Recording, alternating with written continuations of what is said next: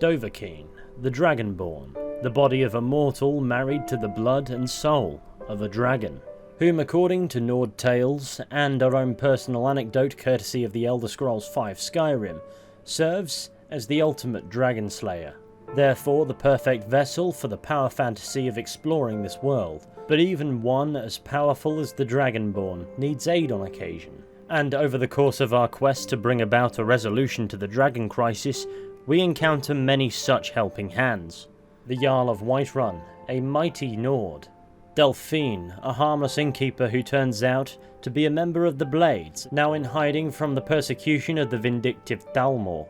The Graybeards, powerful masters of the ancient Thu'um that we must now harness.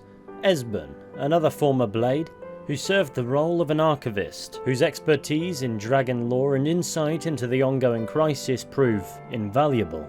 And who could forget Paarthurnax, who is quite literally a dragon.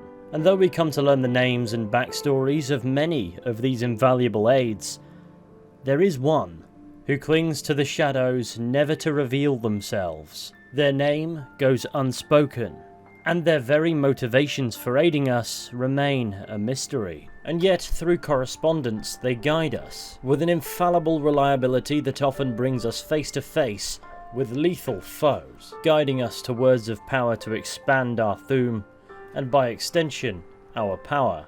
But who is this friend, and why are they helping us? In today's video, we're going to dive in to the Skyrim mystery known as the Letters from a Friend.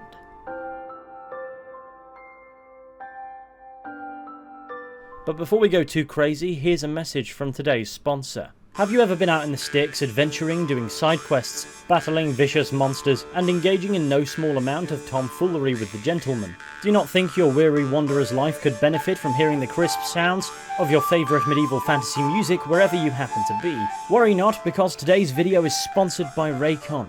You see, Raycon's upgraded model for their best-selling everyday earbuds will ensure you get nothing but the most pristine audio quality, packed in an ergonomic design complete with multi-point connectivity and active noise cancellation at a fraction of the cost that you'd expect from the usual suspects, leaving you content with glorious audio and your bartering skill, allowing you to prioritise other stats and stock up on health potions for your engagement with Mittens the Unstoppable. My personal favourite features include the 32-hour battery life, made possible thanks to the wireless charging capabilities of the earbud's protective case, that allows 10 minutes of charging to yield 90 minutes of battery life and looks damn stylish doing it. But not only is crisp, reliable audio delivered in style while trawling through dungeons, with another of my favourite features, Awareness Mode, you can listen to sweet, uncompromised music while also paying attention to the sounds of the world around you, so you can listen with the peace of mind that you won't be getting bulldozed by these newfangled machines. I've started taking these Raycons with me everywhere I go,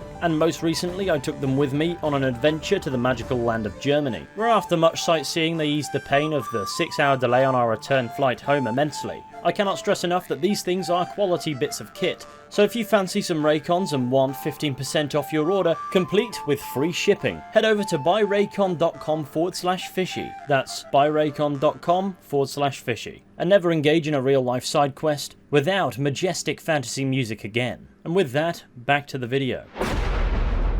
Righto, let's get down to business.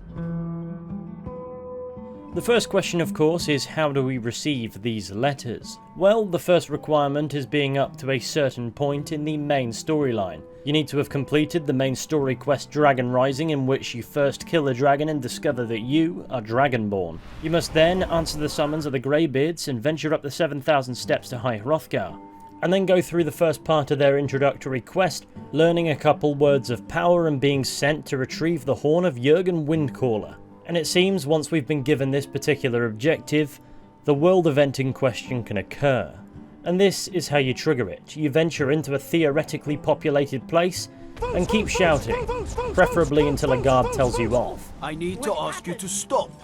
That shouting is making people nervous. Too bad. There's more where that came from. Can't say I've heard of any laws against whatever that is you're doing. But I'll lock you up if I have to. Very well, it won't happen again. Good. Glad we straightened that out. Now, I don't think that's actually important to activating this event. However, People need to witness you shouting and that's more or less it. But once that's done, eventually a courier will come and find you. I've been looking for you. Got something I'm supposed to deliver. Your hands only. Let's see here. A letter. Not sure who from. He wouldn't say, just that he was a friend of yours. Looks like that's it. Got to go. Now I'll ignore the fact the couriers can track you down wherever you are in this game. That's weird in its own right. What is important, however, is the letter from a friend that now sits in our inventory. And it'll read something along the lines of the following. Squindibbly Pringles, you caused quite a bit of stir in Riften when you demonstrated the power of your Thu'um. Not everyone is anxious for the return of the Dragonborn.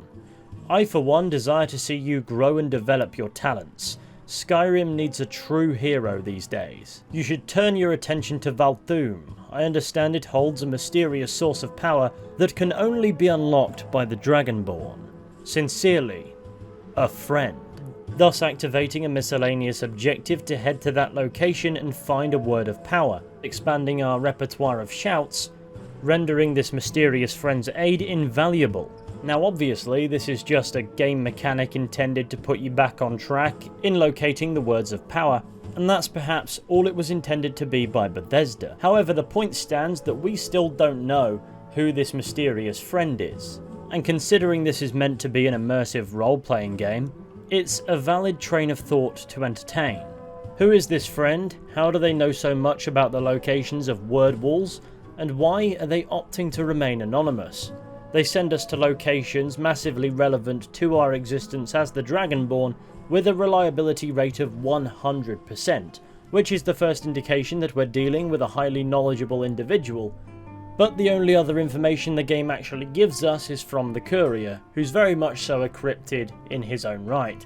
He always knows where you are, he comes and goes when he pleases, he has no fixed abode, and come to think of it, neither do we, unless we do. And the only piece of information regarding this friend he actually gives us is that he wouldn't say who he was, meaning the Courier dealt with a male, which can suggest one of two things. The friend who's sending these letters is a bloke, or indeed there's a middleman delivering the letters to the Courier, who then delivers the letters to us, leaving the Courier completely in the dark. This would make some sense. And of course, there are a good few characters this could very easily be at this early juncture in the narrative, but no matter what, these letters will not theoretically stop until you've acquired every single word of power in Skyrim. And whether you make it your mission to do so as early as possible or not is irrelevant. So is there one individual behind these letters who just so happens to know all this stuff? And if there is, who could it possibly be? So let's first look at the possibility that it could be anyone rather than someone in particular. The idea that it's simply somebody who witnessed the Dragonborn shouting in a particular location and sent us relevant correspondence to guide us towards a word wall that they just so happen to know about. Not only would that require a massive coincidence in the sense that this same event can occur dozens of times, but the delivery method via Courier is always the same. The letter is always formatted identically and signed anonymously. And I also have a very hard time believing that words of power are common knowledge, or at least the locations of these words of power, much less the notion that individuals will guide the Dragonborn consistently to locations where they can find knowledge that they are yet to acquire. Sure, you could switch your brain off and believe that to be the meta explanation behind these letters. It's just anyone. And that, when you think about it, makes an equal amount of sense to it being an individual. Because when you think about it, how does one person always know when you're shouting in public? And how unlikely is it that they just so happen to know where every word wall in Skyrim is? They seem to possess infallible knowledge on the subject of the Dragonborn, and yet the only way to truly verify the locations of these word walls and the power they hold is to visit the sites in question contending with Draugr, dragons, and dragon priests. But if that were the case, would we have anywhere near as much of that to contend with as we do? Of course, there are other ways that such knowledge could be discovered, but few, if any, are as bulletproof as seeing with your own eyes. But as you're about to discover, I'm confusing the subject a bit, because it would seem the letters from a friend don't make sense to be anybody at all. You see, you can activate this world event by shouting in some rather obscure locations, where often there aren't any witnesses aside from wildlife, and enemies that you kill before too long. And though it's been assumed by many that that's a bug since it's been patched out by the unofficial Skyrim patches over the years, it can be tricky to figure out where the features end and the bugs begin with Bethesda games, and many would go as far as to ask what's the difference between the two. And letters in Skyrim are hardly something you can take at face value and have your immersion kept intact. Simply put, the parameters can be difficult to take seriously. To get back on track, here's what we know. We have a mysterious friend who will not reveal themselves. They possess niche knowledge and aid us in finding words of power. They know we are Dragonborn and also where we are, and communicate with us via Courier. It's unclear where the limits to their knowledge of us are, but their aid is useful. Unfortunately, there are many potential suspects, so to speak. So, anomalies aside for the time being, let's take a look at some possible mortal explanations. And it's no surprise that our first stop would be the Sleeping Giant Inn in Riverwood. For this unassuming tavern is the front for the blade in hiding Deline, whom we are given plenty of cause to link to these letters. Now, if you're watching a video like this, I'm sure you're familiar with the main storyline of the Elder Scrolls V Skyrim, but for the sake of accurately portraying the talking point, Deline's existence as more than a mere innkeeper is hardly the game's best kept secret prior to the reveal. However, her activities that extend beyond her modest tavern in Riverwood only truly become relevant to us when the Graybeards send us to Ustengrav to retrieve the horn of Jurgen Windcaller. However, when we arrive where the horn is said to be, it isn't here at all. Instead, there's a letter. And this letter reads as follows. Dragonborn, I need to speak to you, urgently. Rent the attic room at the Sleeping Giant Inn in Riverwood, and I'll meet you. A friend. Which may seem indeed like an awfully familiar signature. And of course, if we leave Ustengrav and venture forth to the Sleeping Giant Inn in Riverwood and attempt to rent the attic room off Deline, it's revealed that she is the friend in question. But so you're the Dragonborn I've been hearing so much about. Up until this point, she did not know the Dragonborn's identity. And if you recall, we can get these letters from a friend guiding us to words of power before this point. And this friend retains her skepticism for a bit, in a way the other friend doesn't seem to. Deline remains unconvinced 100% that we are the Dragonborn until we demonstrate it in front of her, which of course we do by slaying a dragon and absorbing its soul. The letters from a friend come independently of Deline trusting us. The only thing that would connect her to the friend is the fact that she too signs a letter as a friend when taking the horn of Jurgen Windcaller and guiding us to her. I don't think she's the friend in the other letter, and I'll explain why. Not only is the signature formatted differently with different capitalizations and a couple of hyphens, but even when she's revealed herself to us, the letters keep coming. If she had studied the locations of every single word of power in Skyrim, why wouldn't she just give us a map and send us on our way? Let that be the end of it. I think that knowledge to begin with is a bit beyond her, that's why Esben exists, but the point stands. Deline's existence as a blade at this point in the Elder Scrolls universe is perhaps more important than Deline herself with regards to this topic. By the events of the Elder Scrolls V Skyrim, the blades have all but been wiped out by the Thalmor, and those who survived are actively being persecuted. Thanks to the quest Diplomatic Immunity, we know their names are known to the Old Mary Dominion, and so if they're sending out letters at risk of being intercepted by Thalmor agents, it makes sense for any written communications to either be signed anonymously or with an alias. And if Deline uses the rather simple looking signature, a friend, who's to say there aren't other former blades out there, or indeed current blades in hiding, who don't do the same? If you remember the blades from the Elder Scrolls IV Oblivion, they once protected the Emperor himself, which no doubt comes with its fair share of need for secrecy, and no doubt they'd lead markers in their letters that only other blades would know meant the letter came from a blade. I'm not saying that necessarily is the case here, but it is possible. And why would a blade leave these markers in for somebody who is not a blade? The only explanation I can truly think of is habit. But I'm not going to leave you on that incredibly flimsy point.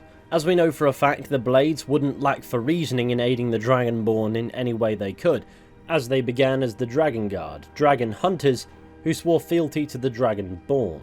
rendering them protectors of the emperors of the Septim dynasty, but from the point of view of Delphine at least, the Dragonborn is the greatest dragon slayer.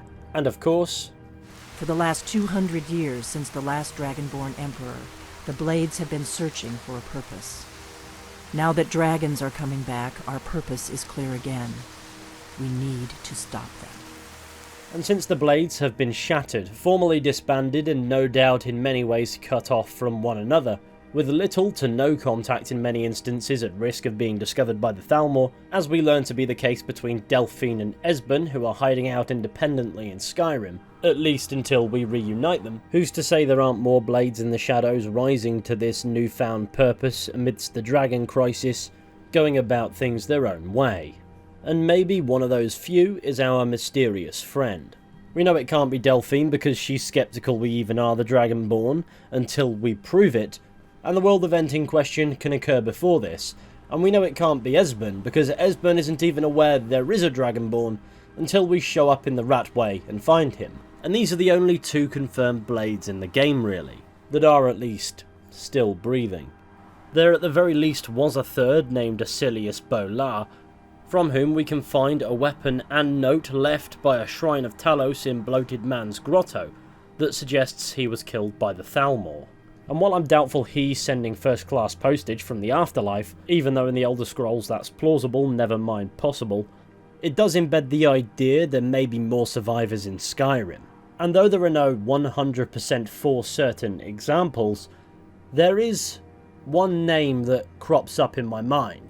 For situated along the road between Dawnstar and Windhelm, we can find the Nightgate Inn, and within we can find a rather grumpy man bearing a blade sword. A weapon noteworthy in its rarity, and yet a fairly common sight among the Blades. This curious weapon finds itself attached to the hip of Thu'um, who isn't really one for small talk. What do you want? Do you come here often? You see any other inns around here? Where else would I go to drink? He's a rather aloof guy who, according to the innkeeper, has Come to drink away a lifetime of bad memories, I'd wager. Veteran or not, this full-time geezer appears to be a full-time drinker these days, although it is curious that he winds up in the same tavern as the Gourmet, as discovered in the Dark Brotherhood questline. He also seems to have no love for the Thalmor, for if you play as an Ultima and come dressed up as a Thalmor Justicar, he will turn hostile. But I've found nothing to suggest that his aloofness is a front. I genuinely think he's drinking himself to death. Do I believe he was a member of the Blades once upon a time? Well, perhaps. But if the letters are coming from a Blade, I'm not sure they're coming from him. And maybe that's the point. Maybe his demeanour of having given up on life is the most elaborate ruse of all time, because as far as we can tell when in the Thalmor embassy, Thu'um's not even on their radar. Perhaps he maintains this appearance because it works, or perhaps he's not the friend we're looking for, and the prospect of him being a Blade is a little more than a scrapped idea. Nonetheless, if there are more Blades out there in hiding during the Dragon Crisis, maybe one is aiding us so. But as much as I like that idea, let's turn our focus to another faction of sorts, who for very different yet equally potent reasons seek to guide the Dragonborn. The Graybeards. Residing in the monastery of High Hrothgar, these reclusive bearded hermits are unparalleled masters of the Way of the Voice. In fact, their powerful Thu'um is so great that barring Arngir, they cannot even speak without causing damage. Even a whisper causes the ground to tremble. In their silent isolation up Skyrim's tallest mountain, these peaceful monks possess a rather comprehensive understanding of a Dragonborn's unique connection with the voice, and how that differs from the average devotee. Therefore, it's not hard to fathom their knowledge of locations of word walls would be rather complete, and they perhaps have their reasons for desiring to guide the Dragonborn, as we see them sort of do, ahead of other factions that intend to do the same, such as the Blades, who, according to Arngir, specialise in meddling in affairs they know nothing about. The Graybeards, through their speaker Arngir, do approach tutoring the Dragonborn with some caution, only revealing as much information as necessary, as much knowledge as needed at any given moment. Dare I say they're apprehensive to allow the Dragonborn to become as powerful as possible as quickly as possible. You should focus on honing your voice, and soon your path will be made clear. They certainly don't speak in riddles, nor does it feel as if they're underserving us. But if Arngir's position is to be taken as the general position of the other Graybeards, a notion I'd argue Paarthurnax suggests to not necessarily be the case, then the Graybeards are cautious of our developing power outpacing our developing wisdom, which is a priority in polar opposition to that of the Blades, whose path is far less peaceful and much more martial. Nonetheless, a theory goes, what if the letters from a friend are coming from one of the Graybeards who's unable to raise his voice to us? Perhaps one of the three Silent Masters, Borri, Eineth and Wulfgar, object to Arngir's approach and are sending these letters behind his back. Or maybe they're just guiding the Dragonborn however they deem it appropriate. This notion does have a few holes as far as I can see. For instance, how would Graybeards in their solitary lifestyle get a letter into the hands of a courier? And furthermore, why bother for this? Because you can ask Arngir to guide you towards a word wall anyway, and he does. Should the Dragonborn ask, the Graybeards will provide functionally identical information, without the need for a clandestine letter and perhaps more importantly employing the courier service. They guide you to words of power rather happily. We have felt the whisper of a word. Give me your map and I will show you where its echo can be found. Sure, you could argue this is how the Graybeards communicate with the Dragonborn when the Dragonborn doesn't bother to come to High Hrothgar to learn of a new word of power, but if they cared that much they could theoretically summon him by shouting, causing loads of earthquakes, and all of that. Also, I can't picture these hermits interacting with the courier service that much without causing a stir. They have a reputation for being a solitary lot. I doubt such an interaction would go unnoticed for long. So I'm not awfully sold on the idea a Graybeard is secretly squirreling away messages for the Dragonborn, and I think it would be against their philosophy for them to send the Dragonborn on such an errand without a thought for where the information came from. Not to mention, it doesn't seem they offer guidance others don't actively seek. If their job long term is to prevent the Dragonborn from going power mad, or indeed that's a huge ethical concern of theirs in any way, why would they run the risk of making their lives more difficult by employing such a hands-off approach? Nonetheless, I think there is something to take away from this avenue of thought. When we ask Arngir if he's located any words of power, he simply states, "We have felt the whisper of a word," which not only speaks to just how obscure the information is that this friend seems to possess, because the Graybeards don't have that information off the top of their head, they have to feel it, but also they can feel it. And that provides us with a method for how one can come into the possession of the knowledge of a word of power's location. And so perhaps maybe we're looking for somebody with a comprehensive understanding of the Thu'um. Somebody who doesn't have to know the locations off the top of their head, but when the time comes, they can feel it. Now, beyond the Graybeards, there aren't many users of the voice, at least with regards to, and within the confines of, mortals. Of course, there's Ulfric Stormcloak, leader of the Stormcloak Rebellion, the notorious killer of High King Torrig, whom he put at a disadvantage with his use of the Thu'um, and a follower of the Way of the Voice in his own way.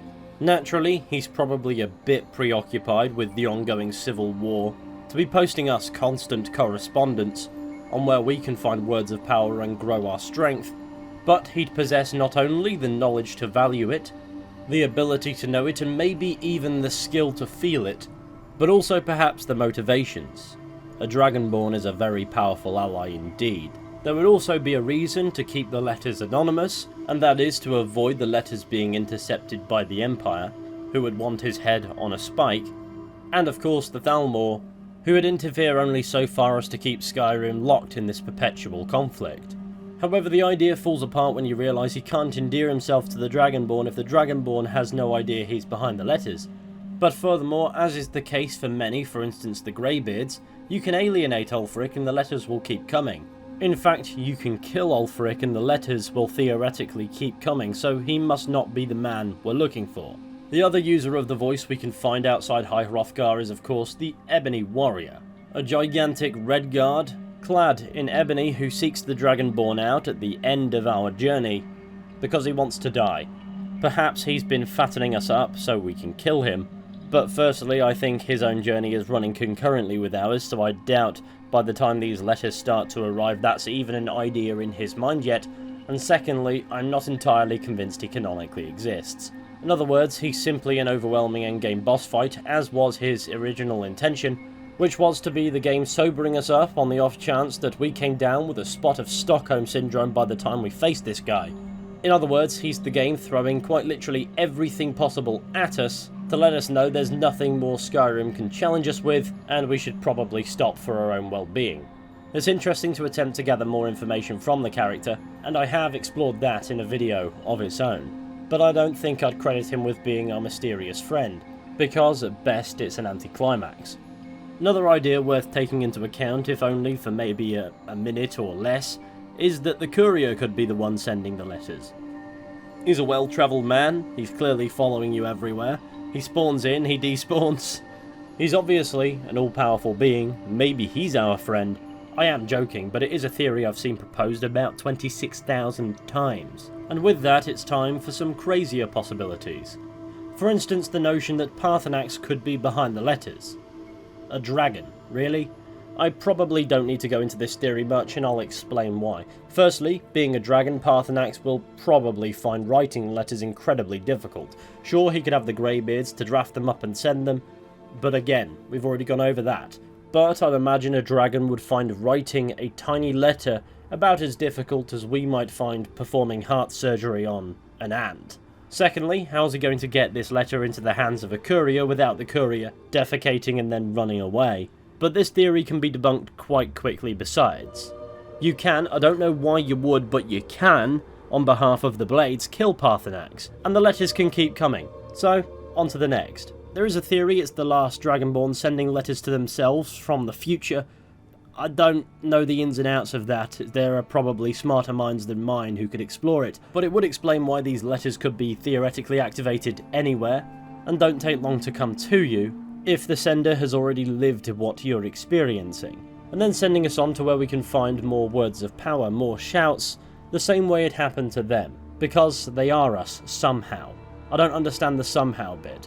As you can tell, I'm not hugely fond of the theory because time travel makes my head hurt. That being said, it is canonically possible to send something forward in time, as was the case with Elduin, and in Skyrim we can theoretically go back in time too at Labyrinthian, or at least that's how it appears. So I'm not going to blatantly dismiss the notion, but my understanding of Elder Scrolls lore isn't quite there yet with regards to the knowledge necessary to propose how it could be possible here.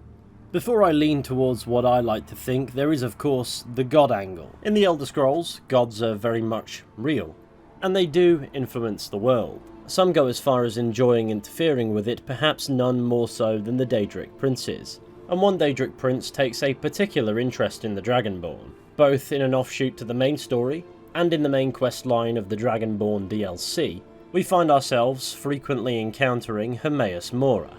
This grotesque Lovecraftian mass of tentacles is the Daedric Prince of Knowledge, and he often offers individuals the knowledge they seek in return for their service. A bargain he made with the supposed first of all known Dragonborn, the Dragon Priest Miraak, and that gives old Hermaeus a powerful servant, as you can imagine.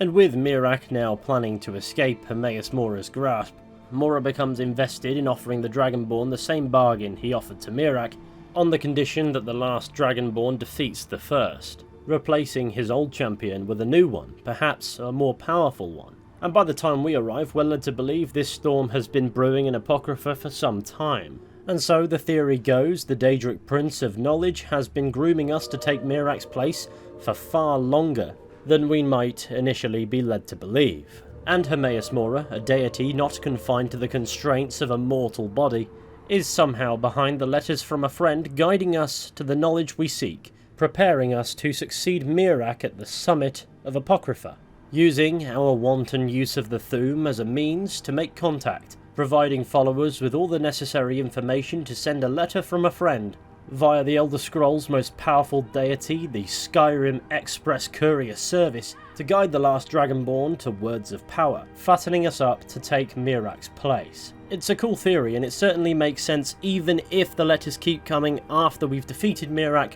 because in the end of the day, by that point we're still Hermaeus Mora's champion.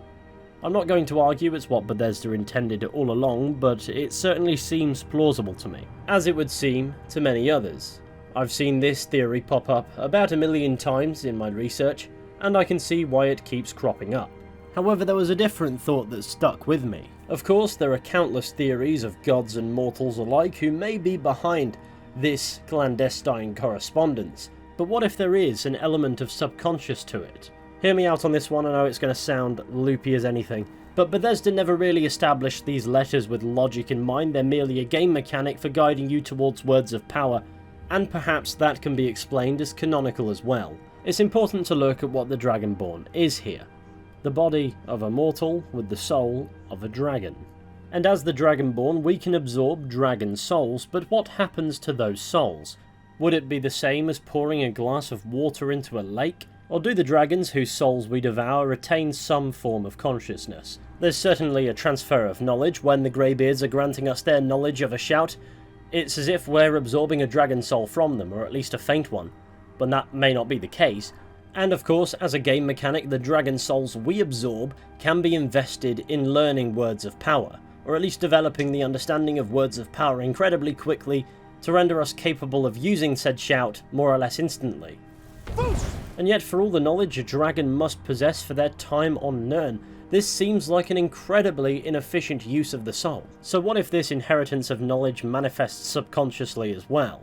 And what if it guides the Dragonborn to more words of power, more or less manifesting this pally letter in the Dragonborn's mind, complete with an uninvasive hallucination of a Courier, to guide the Dragonborn to take the dragon souls unspent to words of power where understanding can be granted. There are a few questions to ask here, like why not just be voices in your head or something? To which I say, wouldn't that be a bit invasive? All those voices from all those souls would be a bit noisy and if anything get in the way. So why not have this subconscious aid manifest in a way that's barely detectable, so that it doesn't become within itself a distraction? The only reason such a nonsensical idea would hold weight is because it allows us to not question what is an immersion ruining mechanic the moment you put it under a microscope, and it comes with its own series of caveats that make you question other things. I like the notion a lot because it provides more to the souls that we absorb from dragons than just being a currency to exchange for the understanding of words of power. So I did have to put it forward, but I do understand the Dragonborn has schizophrenia is not quite the answer you were looking for. The truth is, I don't think there is a satisfying answer waiting at the bottom of this mystery, or indeed there was ever intended to be a mystery. Maybe Bethesda simply wanted us to take it at face value, and so I've latched onto a face value idea that makes me seem mental. You see, there are many theories on this point, and I could go over them all, but we'd be here forever, so I'm going to push the boat to you. Who do you think our mysterious friend is? Do you think it's simply just anyone?